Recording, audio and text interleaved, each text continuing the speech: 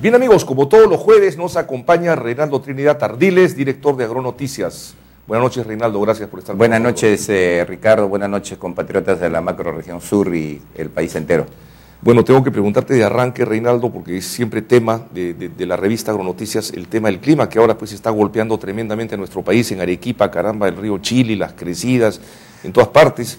Bueno, y su impacto hoy, pues en el agro, ¿no? Hoy, esta mañana, el equipo de Agronoticias tuvo un seminario taller ofrecido por el CENAMI para ver el contexto global y a partir de ello deducir lo que está pasando y vislumbrar el futuro.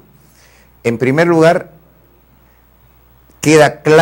ahora queda claro que el calentamiento global está intensificando y haciendo cada vez más frecuentes a fenómenos recurrentes que siempre han estado presentes en el clima de nuestro país. El fenómeno del Niño no es nuevo, siempre ha ocurrido en lapsos cada vez, antes eran dilatados, pero van acortándose. La Niña también, mejor dicho, la alternancia de periodos de sequía con periodos de excesos pluviales siempre se ha dado. Pero a raíz del calentamiento global, esto se va a agravar. Son más frecuentes. Sí. Aún más, hay algunas distorsiones provocadas por este fenómeno del calentamiento global. Por ejemplo, normalmente, ¿qué cosa es lo que está ocurriendo en el Perú en este momento? Es el fenómeno La Niña. Característica principal del fenómeno de La Niña es el enfriamiento del mar contiguo, del mar peruano, lo cual provoca menor evaporación y cuando hay evaporación no hay nubes, y si no hay nubes no hay lluvias en el territorio cisandino de nuestro país. Normalmente eso afecta al norte y no al sur. Bueno, el Niño es al revés, calentamiento del mar y lluvias en la región norte, incluida la costa, y sequía en el sur. Muy bien.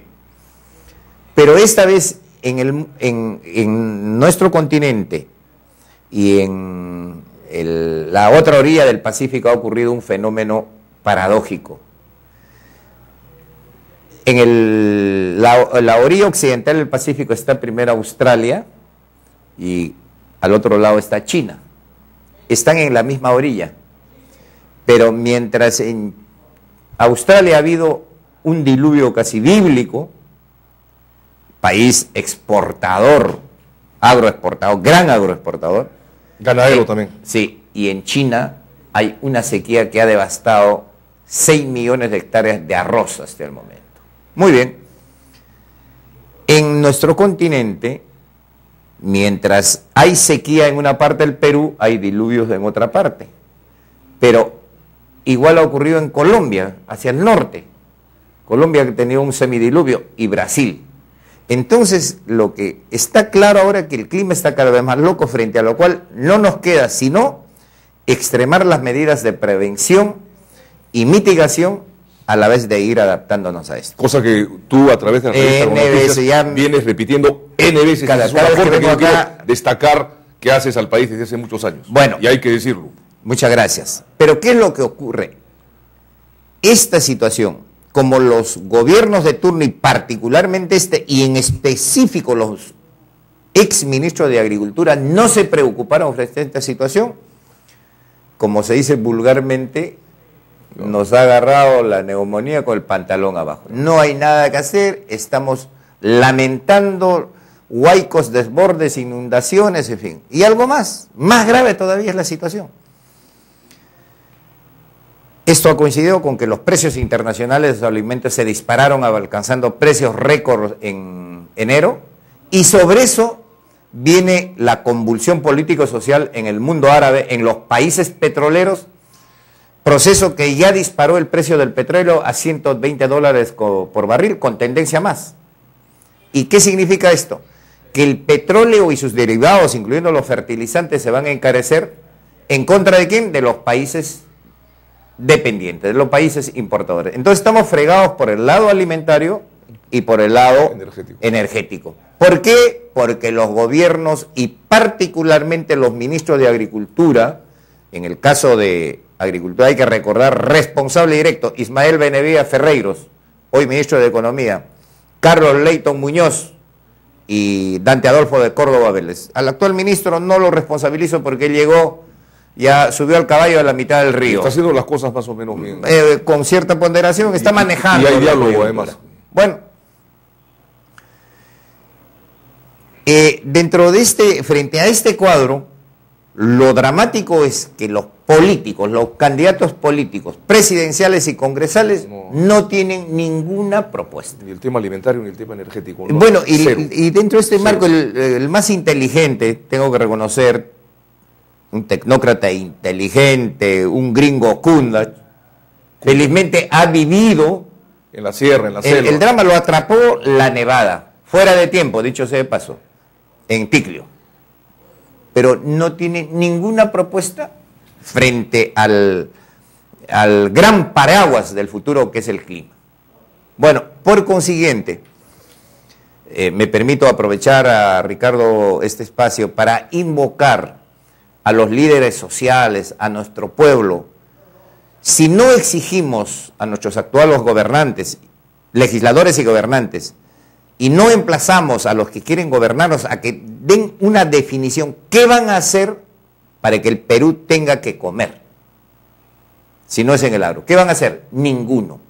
Frente a esta situación, la Convención Nacional del Agro Peruano y Conveagro se ha unido con la Asociación de Gremios Agroexportadores del Perú, AGAP, para organizar el foro nacional El Agro Decide Su Voto el 18 de marzo bajo los auspicios de la Universidad ESAN en el local de esta. 18 de marzo, ahí estaremos. 18 de marzo.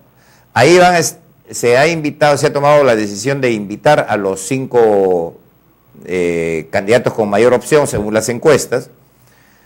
Uno, para que presenten lo más importante de su plan agrario o dirijan un mensaje al público agrario. Y una propuesta específica sobre el tema alimentario. Claro, seguro, ¿no? Claro. Específica, ¿no? Exacto. Otro, para que firmen el Acuerdo Nacional para el Desarrollo Agrario y Rural basado en lo que dice la Constitución, el Acuerdo Nacional y los convenios internacionales, más lo que ellos quisieran decir. Yo quiero firmar un acuerdo donde figure este punto de mi plan. Por ejemplo, hipotético, uno ha ofrecido fusionar a COFIDE, el Banco de la Nación, el Banco Agrario. El Banco de la Esperanza, ¿no? Sí, entonces yo quiero que figura esto. No sé si aceptaría Conveagro, porque en el agro no se está dispuesto a aceptar el candidato que vino, Rafael López Aleado, sostiene que eso es demagógico y que no va a funcionar y que tendría que ser un banco privado, que sea originado por los ahorros de las MIPES, dice. Ya. Bueno, hay diversos puntos. No, yo creo que el Estado tiene que jugar un rol. Un rol. Pero efectivamente el autoahorro puede ser un mecanismo.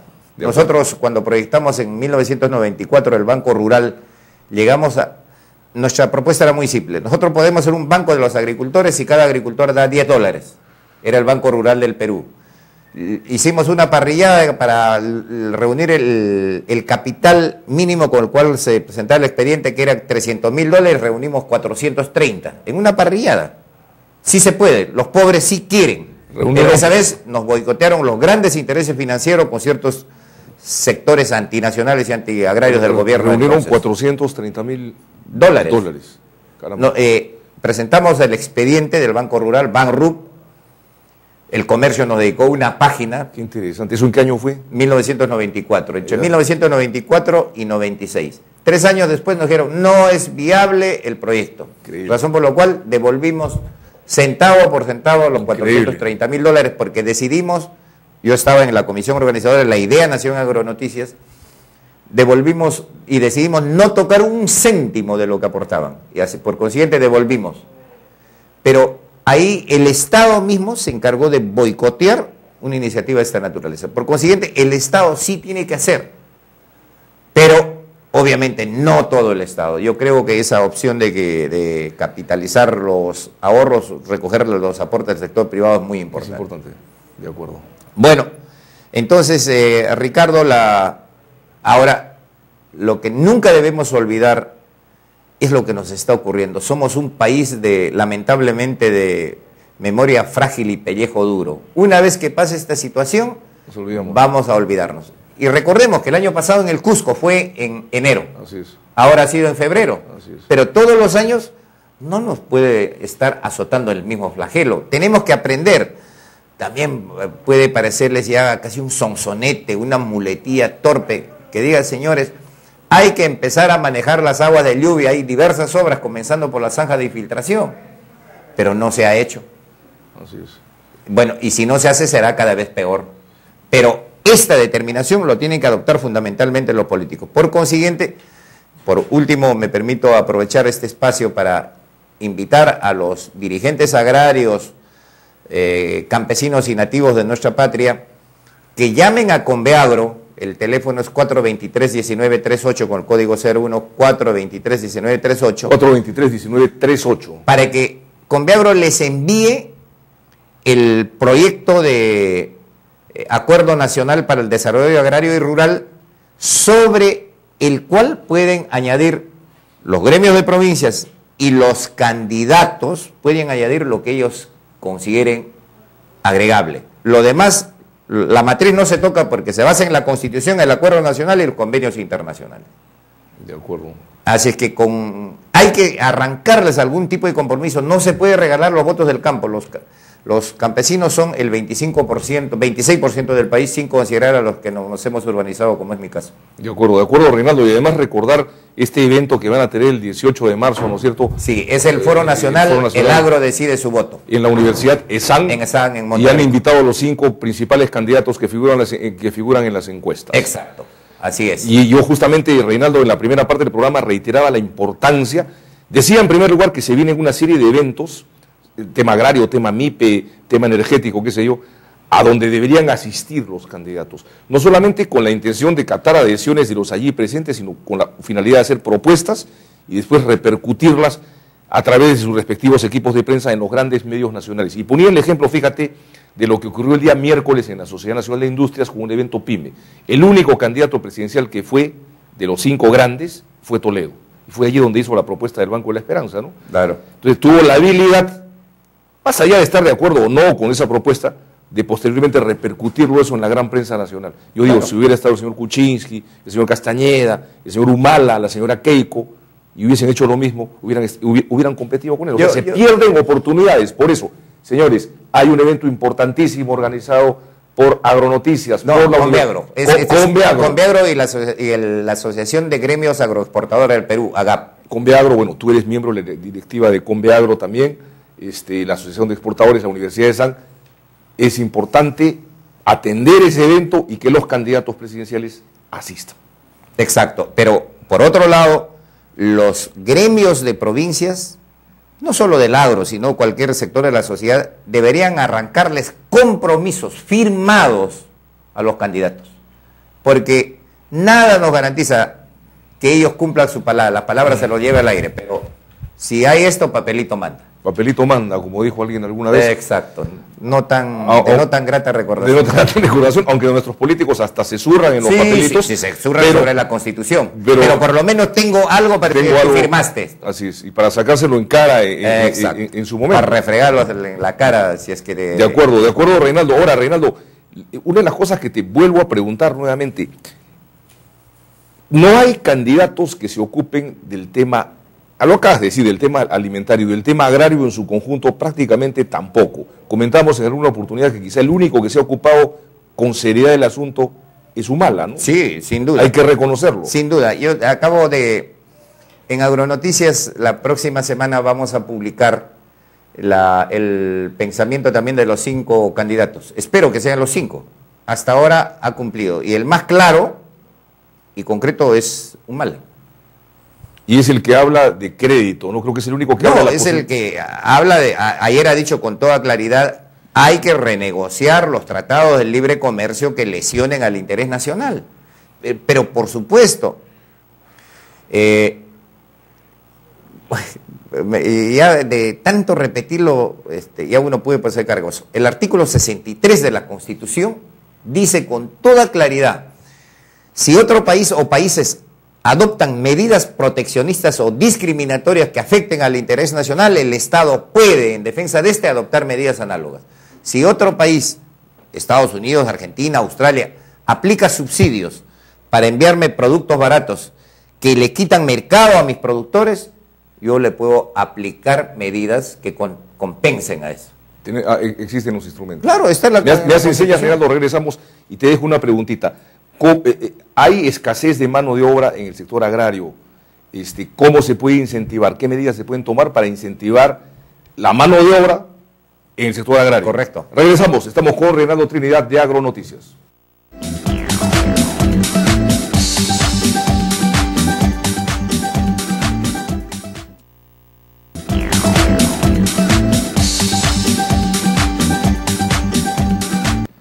Hay escasez de mano de obra en el sector agropecuario, en la costa, en la sierra, en la selva, en todas partes. Hay escasez de mano de obra en el sector agropecuario.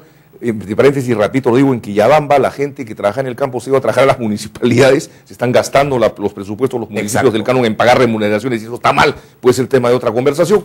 Reinaldo, ¿cómo se puede incentivar el empleo en el sector agrario? Se habla de bonos de la productividad, se habla de darles, en fin, mejoras a sus Primero familia. damos el diagnóstico del tema. Tenemos cuatro minutos. Hay escasez de mano de obra en el campo, primero porque los más jóvenes del campo migran hacia la ciudad. ¿Y por qué migran? Porque quedarse en el campo es la mejor manera de quedarse pobre para siempre. Rezagado. El Estado, el contexto económico ha empobrecido, sigue empobreciendo al campo, entonces no quieren.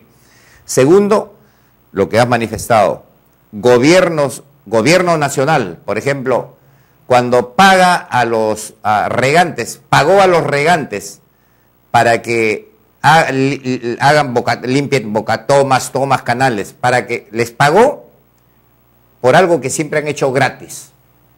Entonces ya, eso fue el año pasado de emergencia, este año se está repitiendo. Acá lo provisional se vuelve crónico. Después hay otros consejos municipales alcaldes que para mantener para hacer clientelismo en aras de las próximas elecciones, igual generan obras y pagan el doble en el campo. Adicionalmente está el narcotráfico, desde las plantaciones ilegales de la coca hasta el mismo procesamiento. Está la minería informal, como en el caso de Madre de Dios. En Madre de Dios la agricultura casi fue liquidada por la minería informal. Entonces, frente a este cuadro, ¿cómo hacer que haya mano de obra?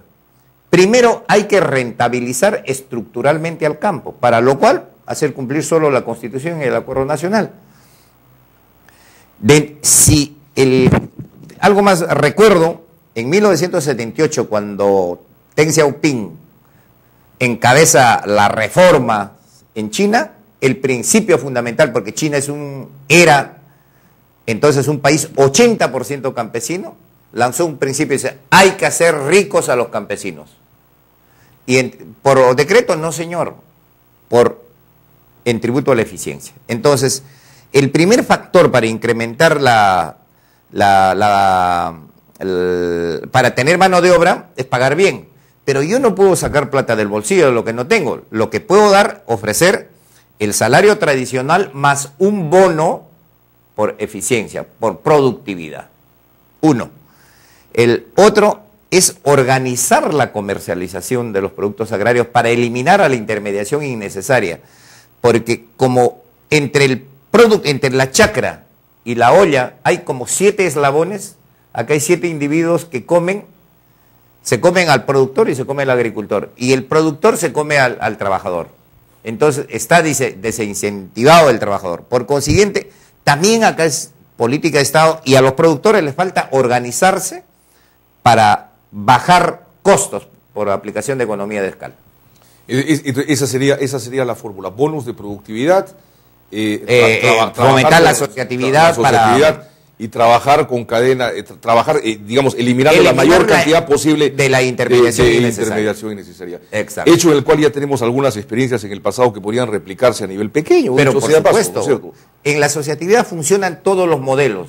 Puede funcionar el modelo del kibutz israelí, podría funcionar del el modelo comunal chino de Tachay, podría el Ayllu de los Andes, la cooperativa tipo esta de las pasas rojas de Estados Unidos. ¿Sí? Nuestro país tiene una diversidad natural y cultural tal que encajan todos los modelos. Pero lo que ocurre es que los pequeños productores deben trabajar bajo el modelo asociativo. Muchas gracias, Reinaldo Trinidad. Dicho sea de paso, se anuncia, me dicen que no tenemos tiempo, hay una feria, me queda un minutito, recordándoles lo del 18 de marzo en la Universidad ESAN, organizado por Conveagro y la Asociación de Gremios Agroexportadores del Perú, AGAP. El 18 de marzo con los candidatos presidenciales. El agro decide su voto. Así es, no dejen de asistir y de informarse finalmente. Decir que va a haber entre el 4 y el 6 de mayo una feria y conferencia internacional agraria Agritech Perú que se realizaba en Israel cada 3 años, en Tel Aviv, y que van a hacer una especie de réplica latinoamericana y han escogido a nuestro país como la sede para hacer la primera, y esto va a ser en el Jockey Club entre el 4 y el 6 de mayo, interesantísimo, ya estaremos conversando. Sí, sí, es muy importante, yo alguna vez he visto lo que es esta feria, y han decidido, siempre los israelíes muy inteligentes y audaces han decidido hacer en nuestro país, lo cual también abona, por supuesto, en favor del agro, porque uno de los países más innovadores en tecnología del mundo ha pensado en el Perú, de modo que nosotros debemos estar a la altura de ese reto y esa posibilidad. Y es un tinte de orgullo, además. Gracias, Reinaldo, para los peruanos. Gracias, Reinaldo. Amigos, muy buenas noches. Doy pase a mis compañeros en Arequipa, Henry Zúñiga y Mariana Canedo. Muy buenas noches. Nos vemos.